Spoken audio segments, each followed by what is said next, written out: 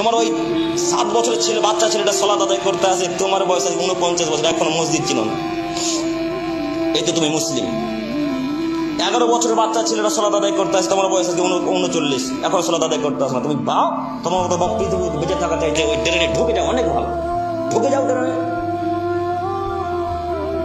13 বছরের বাচ্চা ছেলেরা সালাত আদায় করতে আছে, ওই 22 বছরের বাপ সালাত আদায় করতে আছে। বাপ বলেন, আমরা তো বাপই বলি না, কা পুরুষের বাচ্চা, কা পুরুষ। দেখি কোন মায়ের বেটা আছে বুকের সামনে বলে যে আমি বাপ।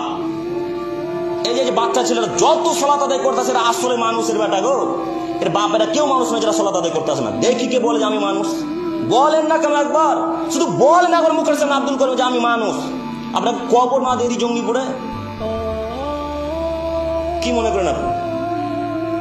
সালাত আদায় করে তারাই হলো মানুষ, প্রমাণ নেবেন? মহান আল্লাহ তাআলা বলছেন কি, ফাখালাফা মিন বাদিহিম খালফ, হে আদমের ছেলে মেয়ে,